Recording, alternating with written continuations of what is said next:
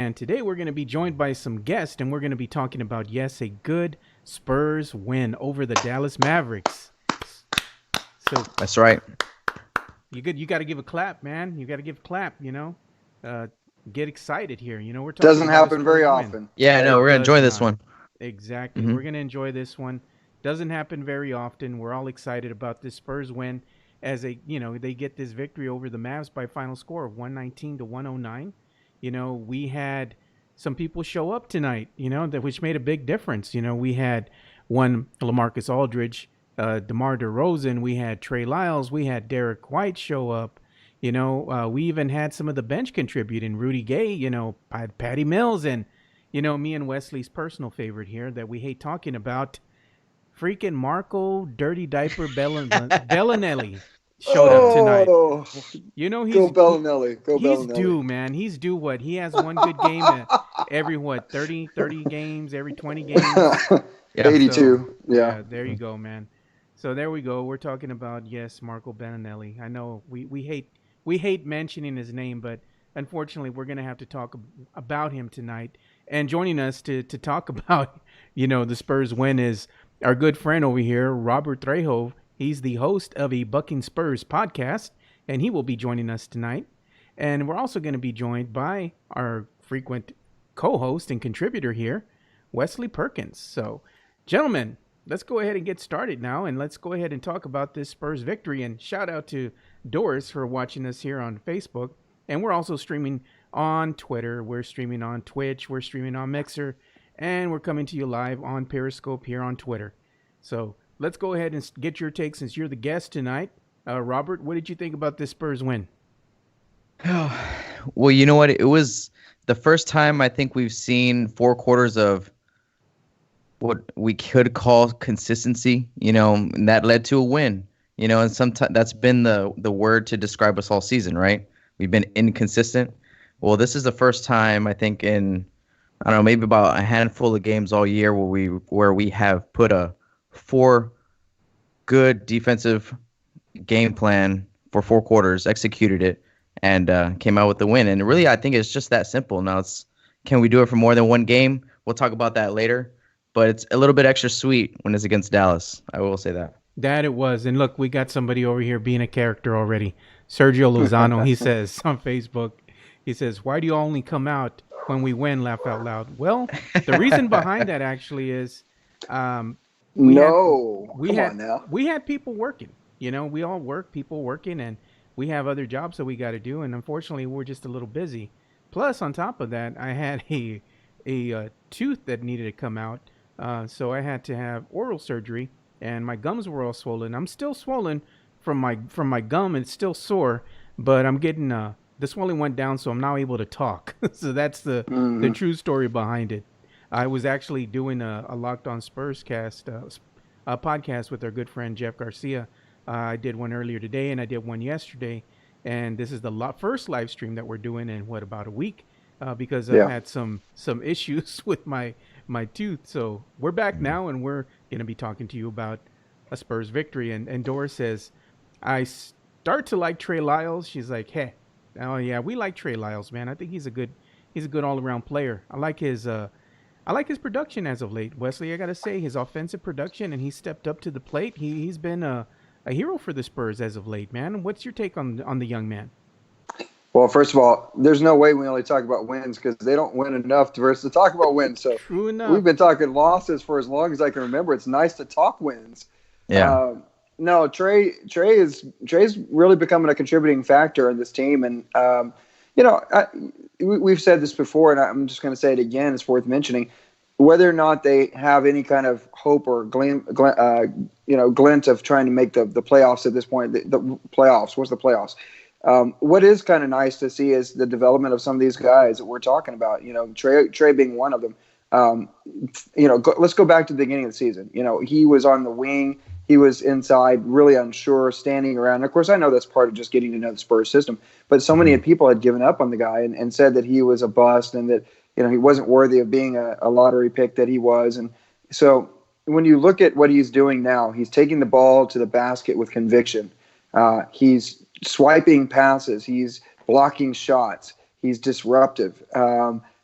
I think that you're just now starting to see some of the talent that he possesses, and it's only going to get better from here.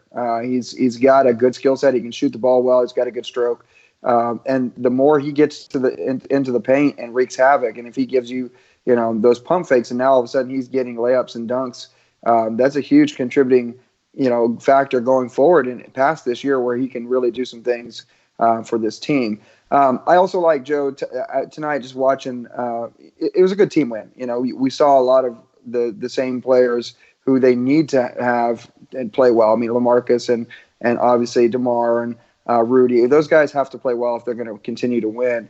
But it was also nice to see a guy like Keldon Johnson, who for these last 3 or 4 games has really shown a lot of tenacity. I think that's the best word to use when you're discussing this young man, because his game is still raw. He doesn't have the offensive skill set that you see, from a Bryn or from Patty Mills or anybody who can shoot that outside shot. But watch out. This Keldon Johnson is here to stay. This is going to be a really fine basketball player for this team for years to come. And he's going to make mistakes, and he's going to grow from them. But really, to me, the unsung heroes tonight, I can't believe I'm going to say it, Joe. Oh my gosh, it pains this. Bellissima, Marco freaking Bellinelli. Dirty diaper Bellinelli. Wow. So he dropped a couple of trays. Yeah, he did. He just increased his shooting percentage to about 16% on the night, just in one night. So, no, for real though. I mean, you got to give hats off to Marco. Came out firing, and they were going in, and he just made some incredible shots at times. And but he was great. I also thought, kind of unsung, Derek White played a really good floor game tonight as well. And you saw him really keeping the ship steady when it would get rocky from time to time. So those are kind of my thoughts tonight, guys. Yeah, one of the guys that we need to talk about, I think, that deserves more time out there on the court, Keldon Johnson, man. This young man has impressed the hell out of me. I like his tenacity on the defensive end. And in one particular play that I shared, and it's gone crazy now on Twitter, he was able to lock down Luka Doncic, in one particular play. He played very solid, amazing defense against Luka. He didn't commit the foul. He stayed on him, was able to get the steal, and then turn that into an easy bucket. So you liked everything you saw out of him tonight. Unfortunately, he just didn't get many minutes, but when he was out there, he was hustling. He was going after the ball. I remember one play in particular before he was taken out, Coach Pop got on him because he kind of missed a defensive assignment out there on the wing, and Coach Pop immediately got him out of the game, and he went down with his head, looked down, and Coach Pop was laying into him. And you like that, because Coach Pop is just, by him getting mad at him, the guy knew what he did wrong, and that's just going to make him that much better. So, it is what it is on that end. It's part of the growing process, but I do love this young man. I like what he can do out there, and I dare say I'd rather see him in the game than to see Bryn Forbes, I mean, Bryn Forbes is streaky at best, but you need somebody who can contribute both offensively and defensively. And what I'm seeing right now out of Keldon, this guy is the future, man. I want to see him get more run, especially if the Spurs playoffs hopes are all but dead. And in 4 more losses, they will be. We need to see these young guys get some more run out there on the court. But, we got to give kudos, shout out to Marco Dirty Diaper Bellinelli. He did have 21 minutes. He scored 16 points. He shot 4 of 6 from beyond the arc, and he was 6 of 8 from the field goal range tonight. So he had an overall good game, but he had a good game and a clear path foul. Clear path foul there. Yes. He's got to crap the bed here and there somewhere, At least once, right? At least once. Have one dirty diaper at least. Yeah. At least. And Patty Mills, I mean, let's talk about some of the bench players. Patty Mills. Oh yeah, they stepped up, man. Yeah, he had played 19 minutes, 12 points. Keldon Johnson played 13 minutes. He had 2 points. But if you look at the stat line here, he had 1 steal, he had 1 assist, he had 2 rebounds, and 2 of those rebounds were offensive. So there you have that. We always need help on the offensive glass. And Rudy Gay, 20 minutes, 17 points, so the bench did come out pretty big for us tonight. So we're going to go ahead and pitch it to you, Robert. Who was your standout player in tonight's victory? Well, the standout player, man, I think it's got to be Derek White. Derek White just had a stamp on this whole game defensively, and he was doing the hardest job on the court, I think, all night, and trying to stay in front of Luka Doncic and try to make his job, as hard as possible. And he struggled to do that. But Derek White is right now he's our best defender that we got. Next is Keldon Johnson. I think right out the gate, rookie Keldon Johnson, but Derek White, if he's gonna have trouble staying in front of Luka tonight, I think everyone's going to have trouble doing it. So I think they kept him on him for most of the game, and just his tenacity, I think, closing out the game in those last 3 minutes. I don't think Derek White wanted the ball in anyone else's hands but his own. I think he wanted that game. He wanted to control those last 2 or 3 minutes. He wanted to make sure that we weren't going to give it away. Because here came Dallas. I was a little bit worried. I don't know about you guys, but I was a little bit worried here. About 5 minutes left. They're making their run. I'm like, oh my God, are we about to give up another great game? Because all these games that we've been losing, we're losing by 3 points, 5 points. Great games. And they're hard, because we try so hard, but we lose them. But tonight, Derek White, I think, made sure that wasn't going to happen. So I would say he was my most valuable player for tonight. So Derek White was your unsung hero. So let's go ahead and see what Sergio Lozano is saying here on Facebook. He put Memphis lost tonight as well. Plus, we play those guys at least 2 more times. I believe we still, he says, we still in this, fellas. And he also says, we won the game because the bench and LaMarcus 20-plus points that we've been missing. Yeah, we've been missing big men, inside the paint. The opposing teams have been able to score at will inside the paint in the absence of one LaMarcus Aldridge and also Jakob Poeltl. So, having LaMarcus did help us with the, points inside the paint. And speaking of that, I was going to go ahead and look at the stats for tonight as far as what the points were inside the paint. So just give me a second here to pull this up. And we also got Felix Ayala watching us here live from YouTube, and he says, shut-in fans proven right again. Keldon should have played since the beginning of the season. Keldon was overdeveloped. He was over in the G League. He was developing.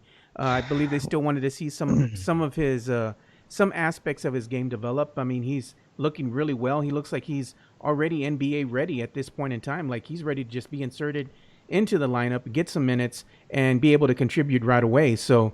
Yeah, I'm agreeing. He's not afraid. I think that's the biggest thing. He's not. In addition to his body, in addition to being prepared, he's not afraid. And, there's a difference between that and what he's able to do versus a guy like DeJounte. And I'm not saying I give up on DeJounte. But the thing about DeJounte, until later on in this season, he actually looked like the guy that was afraid at times of the big moment. And you see a guy like Keldon come in, and he's not. I'm sorry. That just kind of – maybe is a random thought there, but I just feel like that's absolute truth. Yeah, Tim Rodriguez on YouTube, he's asking if I agree that Keldon is a beast. Most definitely, man, 100%. I think Keldon is a beast. What we're looking at, he's a hound. We're looking at Keldon Johnson developing into a really solid player. I don't want to say he's going to be the next superstar in the making, but at this early point in his career, he's looking every bit the stereotypical Spurs player that we need out there to contribute. One piece that we're missing, someone who can play, both ends of the court, that great two-way player on defense and offense. That is going to be Keldon. I think when you can insert him into the lineup and you have him coupled with maybe a DeJounte or a Derek White, he's going to give you a better overall performance than Bryn Forbes, because with Bryn Forbes, if he's not hitting his open jump shots, he's not knocking down threes, then what the hell is he doing? He's trash on defense. He gets cooked under the rim almost every single time because the people that he's guarding, the opposing player that he's guarding, they're taller than him. They can just push him away with ease. I love Bryn Forbes for what he is, and that is just a straight up shooter. But he's streaky at best. So he just doesn't need a start, right? I mean, he just doesn't need to play all these minutes. He doesn't need to start. There's other options there you think are better, Joe.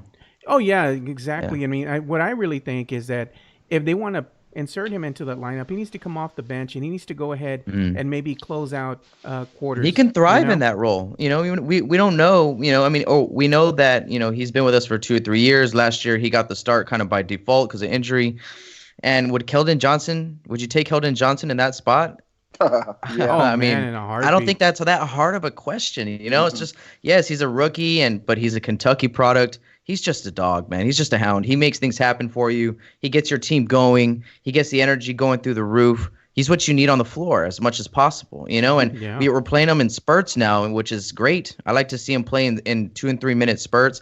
And did y'all see tonight where he started off on Luca, and Luca kind of picked him apart a few times, but then Yeah. that's when he came around and had that one play where he just see he's learning, he's coachable, he's a Mhm. coachable kid, he He can learned learn the from his angles. You see, mistakes. the Yeah, amazing thing was he got absolutely. cooked, but he learned the Hmm. right angles to He come in learned on and he as fixed it to play in defense. the game. He fixed it. Yeah. Didn't take a practice, 2 3 practices Mm-mm. from now. Right then and there he was able to say, okay, I got it, I can stand in front of you now. Yeah, he just knew the angles that he needed to come in on. He came in at him at a weird angle, then he kind of stepped back and let Luca make that first move. Then he came back at him on the other side because he Yeah, anticipated his movements, and that just goes and shows you the level of basketball IQ that this kid yeah, has. So that's one of the things that I really love about Keldon, and also his hustle. And he's not afraid, like you said, Wesley, of anything. Yeah. But diving into the stats even further, for tonight's matchup, as far as the team stats go, I'm looking at both Dallas and I'm looking at San Antonio. So for the game, Dallas shot 42 of 92 for 45.7% from field goal range tonight. Spurs 46 of 89, they shot 51.7% from field goal range. Rebounding edge went to the Mavs. They out rebounded us by 42.7, and the Spurs had 40.6 rebounds. Turnovers, Spurs had 11, Mavs had 14. Fouls, Mavs had 19, we had 15.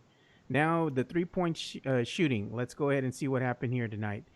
And it's going to kind of be surprising. The Mavs actually shot better, not better, but they shot more three-pointers from beyond the arc than the Spurs. They were 17 of 44, which translates to them shooting 38.6% from beyond the arc for the night.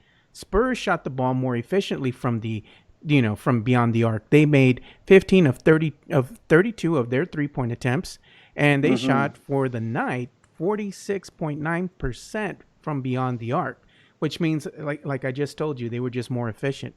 Now the assist, the Spurs had more assists than the Mavs, 32 compared to the Mavs just 23. Steals, the Spurs were active on the defensive end, and this is the thing that I really love.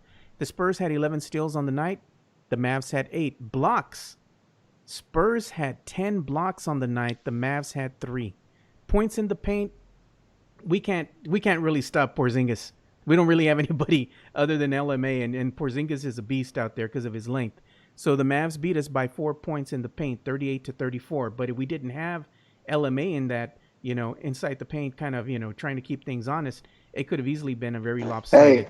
and don't forget, Boban dominated for about a Oh, 2-minute stretch there. he did. He did, and then he kind of punched LMA in the jewels, and sent yeah. him down. Yeah. He's like, hey, I'm here to play right now. I'm here to play. Yeah. Boban, he said, Boban make destroy you. Boom, he hit it. Well, he was taking himself back to John Wick, right? Yeah. He was going full on John Wick mode. So yeah. There you go, man. So Wesley, who was your standout player for the game? Well, Derek was one that I thought likewise was pretty great. To me, guys, I don't know that it's necessarily a shocker. LaMarcus Aldridge, mostly his return, I thought could have been one of two things tonight. Either he was going to come in and just be rusty as all get out and be kind of a marshmallow out there, and we've seen him do that. We've seen him do that a number of times this year, and even beyond that. But he really set a tone tonight defensively. And I haven't said that very often. LaMarcus Aldridge and defensive. But really, honestly, guys, I was most impressed with him tonight. He was active. He was active getting hands on loose balls. His hustle, his desire, his motor was high. And I thought, honestly, it propelled the team. Early on, they went to him a few times. His shot wasn't going. Unlike the LMA that we've seen in the past where he would have pouted and gone, AWOL, he actually just kind of let the game flow back to him. And there he was in the fourth quarter, scoring like 11, right there in the quarter and kind of helping to finish off the Mavs. To me, he was invaluable tonight. He was really somebody that I thought had to play well with the lack of bigs that they have going right now. and just to see him come back off of injury. And I think, honestly, this was the first time this year that I think I've seen that this team play with this kind of I guess the idea is they're just playing with that kind of intensity on the defensive end. Everything felt like a playoff game tonight. This absolutely felt like this was like we can't lose another game. That level of attention to detail was just something that I thought LMA was a big part of tonight, and his play dictated some of the defensive ideas that others around him kind of took. Yeah, I'm going to go ahead and come back here because I was looking at some of the comments here, and one of our viewers here from YouTube, he says Puro Money is his name. Shout out to you, Puro Money. He says next year's starting lineup should be Murray at the point guard, Walker shooting guard, Johnson small forward, and then he goes Lyles or Aldridge or Portal at center, and Forbes or Mills needs to go. Don't need both of them, and Marco DeRozan need to go too. Well, here's the thing that we're looking at right now. Everybody, and the consensus is, or the word on the street is, maybe DeMar DeRozan goes back to Toronto. Maybe he goes and shops himself in free agency, and somebody offers him, a stack of cash and a long-term contract. Spurs, I think the best they can do is offer him 3 years. He might be looking for something a little bit longer than that. As far as Bryn Forbes, we still got, not Bryn Forbes, but Patty Mills, we still got him for another year. So he can't come off the books. Bryn Forbes, yeah, I'm with you on that one. If we can insert, Keldon Johnson, we might as well just let him walk. No need to keep him. I know Coach Pop loves him because he knows the system, but let's be honest, guys. He's been very inconsistent, and he's undersized. I'd rather, put in Keldon and have him contribute in that position. So you have that, but let Marco go. I'm 1,000% in agreement with you on that one. I think his better days are behind him, and they do need to cut him loose. But you have some players that you got to make decisions on, coming up. And like I said, there's only so much cap money to go around. Unfortunately, the Spurs don't have a lot of money because they made poor decisions. We're still paying Paul Gasol, was it $5 million this season? And we also got to pay DeMar Carroll for the next 2 years as well, and part of that buyout agreement. So there's only so much money that we can throw around, and that kind of limits us as far as what we can do in free agency. Now, after 2 seasons, the Spurs are going to have the cap space to really go after a big name player, and I think that's where things can get interesting. So we're going to just have to be patient in that regards. I'm pretty sure you know the same thing, right, Robert? Yeah, that's the big domino, right? DeMar DeRozan. Yeah. Does he opt in? Does he opt out? Then we can figure out what we're going to do next. And I like to prepare, right, and try to think about scenarios. Okay, what if he opts in?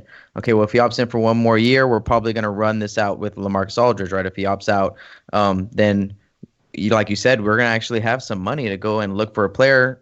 Are there players out there? I'm a big fan of homegrown talent here in San Antonio. For me, it's just something about free agency never works out, right? Free agency never works out for San Antonio. LaMarcus Aldridge was great, but to be our cornerstone guys, we gotta invest in our youth, in our rising superstars, in our Lonnie Walkers, DeJounte, Derek White. Bryn Forbes can still stick around. I love Bryn Forbes. There was a stat tonight that he has, I think 4-point plays on the year, right? So he's a weapon. He's an asset, just like Davis Bertans was.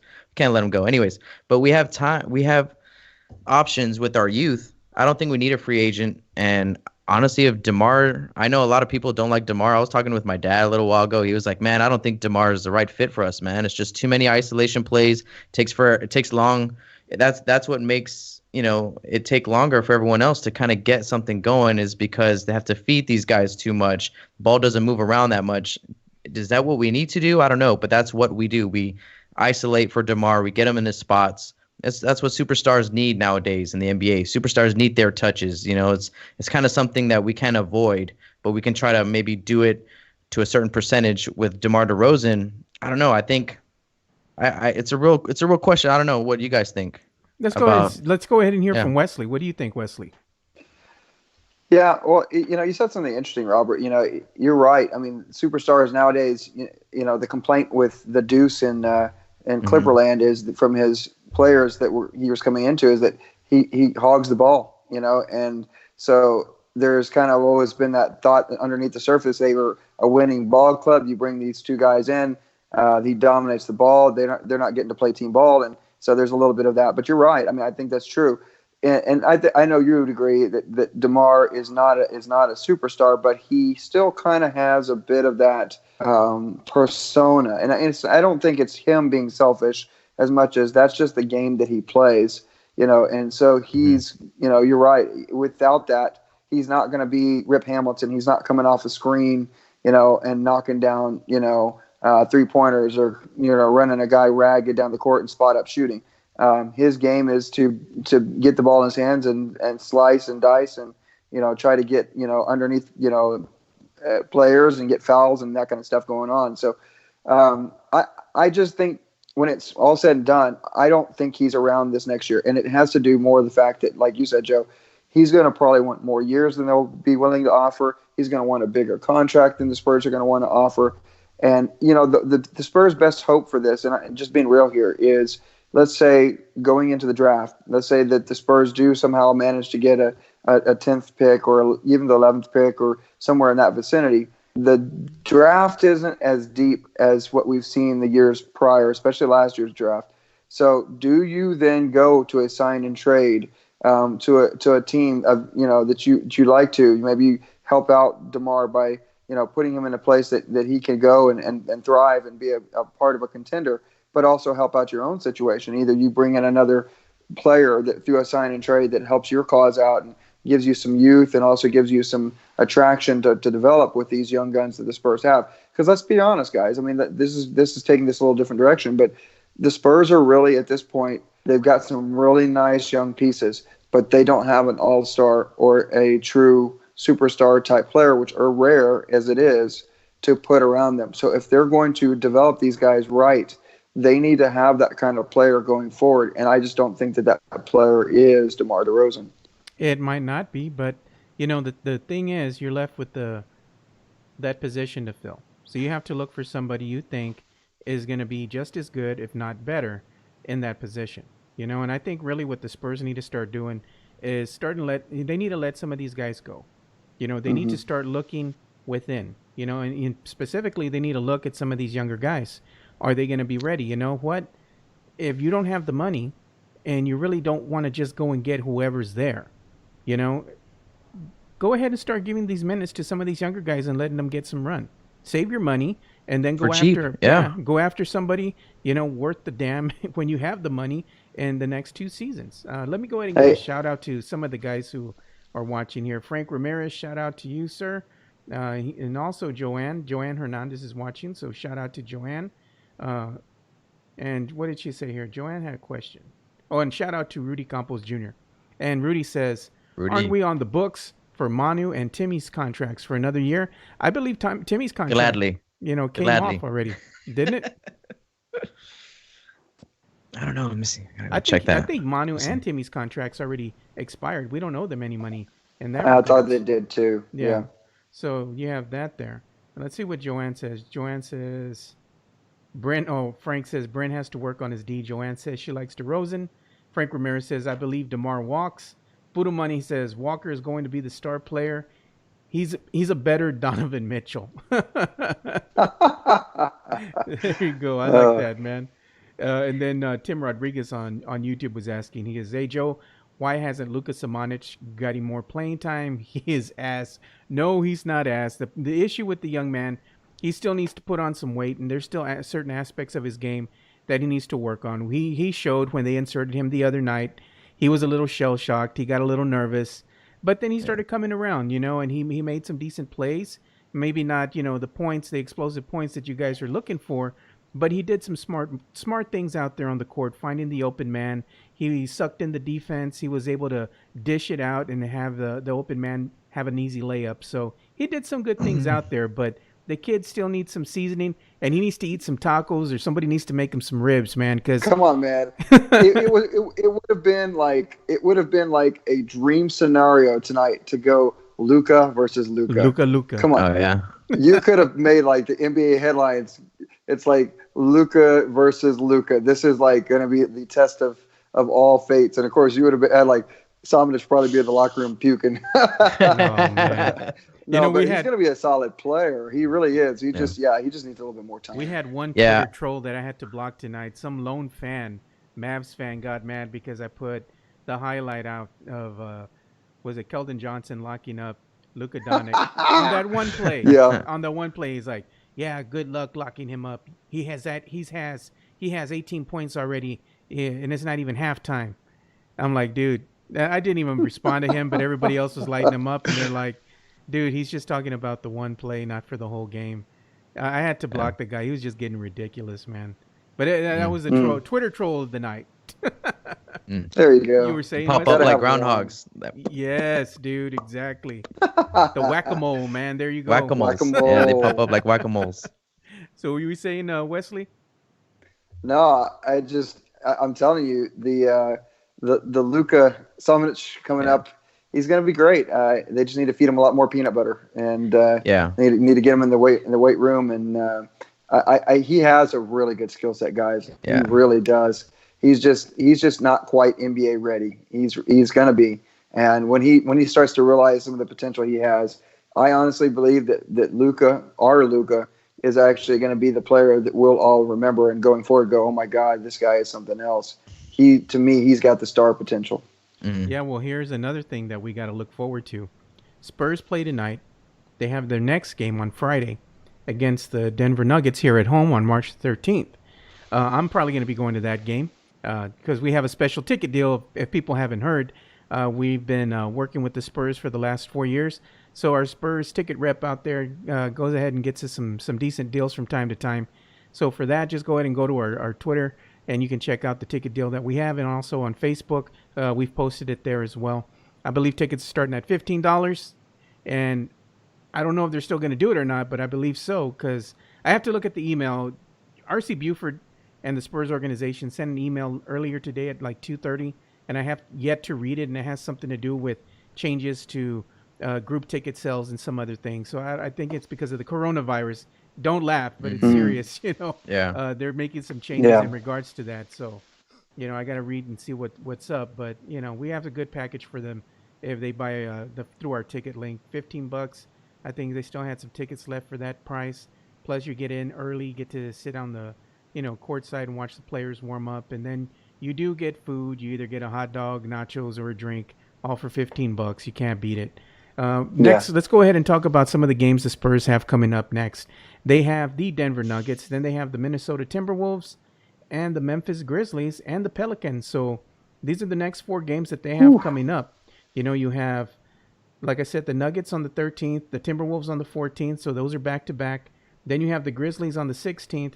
Then you get 2 days rest there again, and then you have the Pelicans with the surging Pelicans with Zion playing at a high level.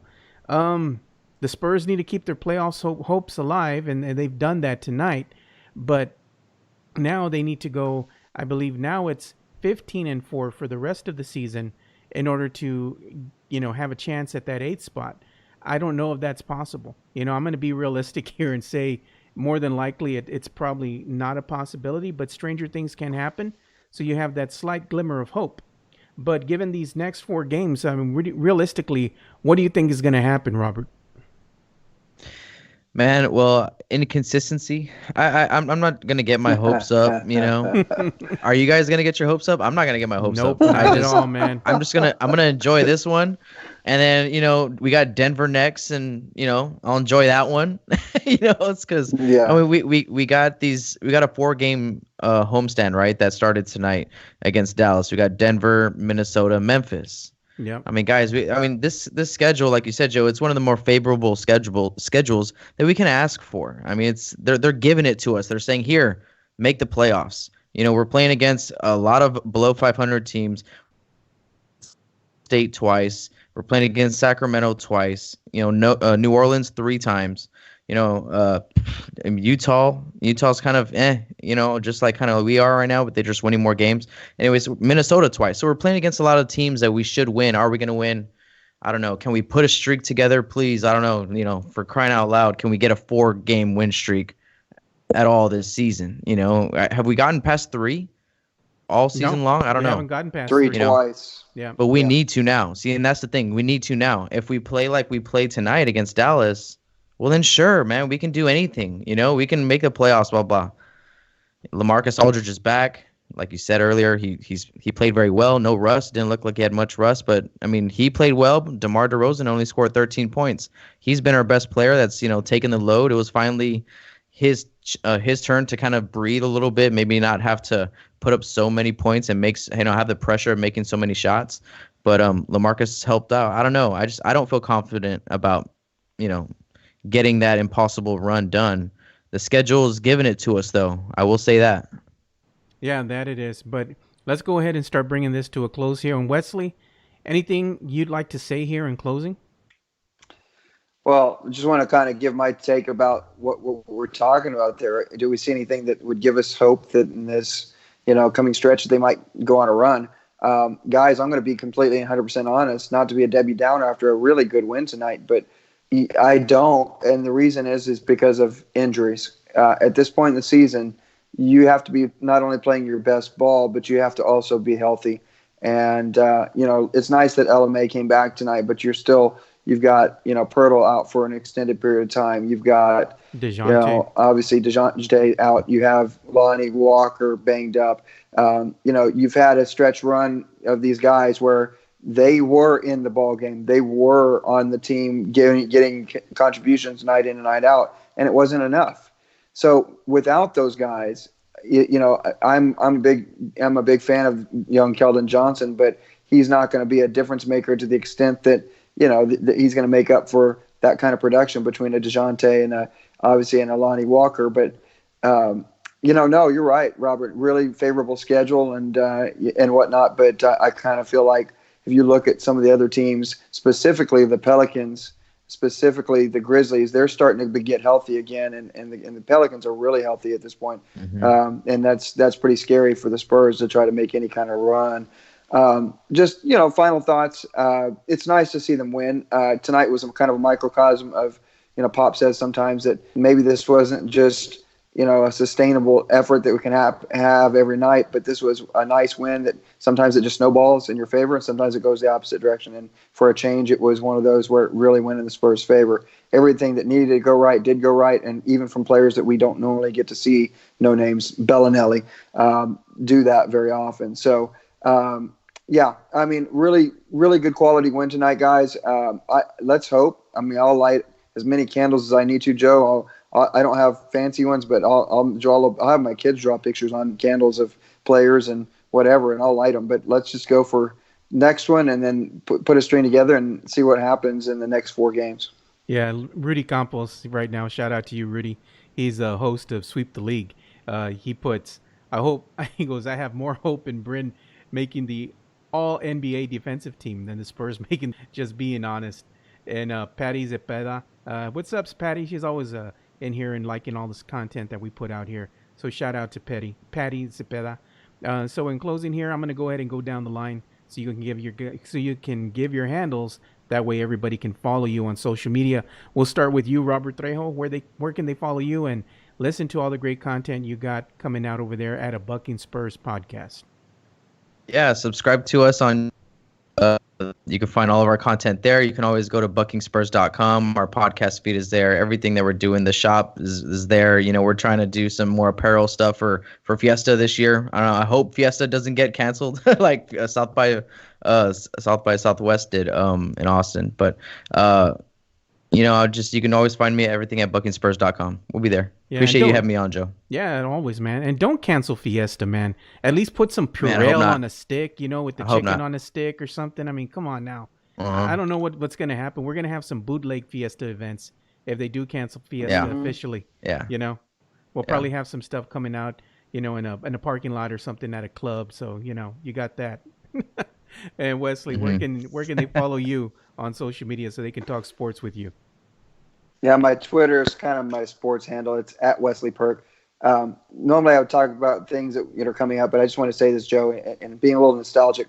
It's right around a year ago that I got a chance to go and have a voice on the radio, and then subsequently met you. And it's a pleasure and an honor to come and talk sports and the Spurs specifically at this time of the year, and just seeing and meet somebody like Robert, who's a fine podcaster and has a great network on his own right, and Joe, you don't get enough credit for this. You're a real pioneer in the podcasting business, and in trying to get more people of like-minded thoughts to come together and to work and to enjoy each other's voices. And like always, it's a pleasure, my friend, and really appreciate what you do. Look me up on Twitter, folks, and talk a whole lot of things. My Red Raider baseball team is about what I can talk about right now, and they're number 2 in the nation, so continue the roll. Yeah, well, thanks for the kind words, Wesley. It's always appreciated, and that's what we're all here for, man. We're all one big Spurs family, and if you're a local podcaster in the sports scene, whatever it is that you might be into, if you ever need any help getting your podcast set up, or if you're thinking about podcasting and you want some advice, equipment, or what should you do as far as what platforms you should use, always feel free to hit me up, DM me. I'll be happy to go ahead and offer any advice that I can to get everybody started. So with that said, you can also follow us at Two Shots Podcast on twosHotsPodcast.com for everything you need to know as far as our social media handles. And also you can go ahead and look at the lovely replay we have of this broadcast that'll be posted shortly after we end this at twosHotsPodcast.com. Just don't look at my face. It's ugly. Don't look. Don't look at the face. But you can also make sure to follow ProjectSpurs.com for all your sports coverage, including, San Antonio Spurs at Project Spurs and the great Spurs cast that they have there, headed by Paul Garcia. And shout out to the founder of Project Spurs, Michael DeLeon. And also for all your local sports coverage, go ahead and make sure you check out ProjectSpursNetwork.com, where you have all your local San Antonio sports coverage, including the San Antonio Rampage, San Antonio FC, and UIW football. And that's all spearheaded by our good friend, the hardest working man in media, Steven Anderson. So shout out to you, Steven. Keep on doing your thing. So that's about all the time we have for tonight. So thank you guys for watching another episode of the Spurs Takeover. So with that said, for Robert Trejo and Wesley Perkins, I'm Joe Garcia. Thank you guys again for tuning in and supporting us. We greatly appreciate it. And like we always say, spread the love, stop the hate, and be kind. We're out. Peace.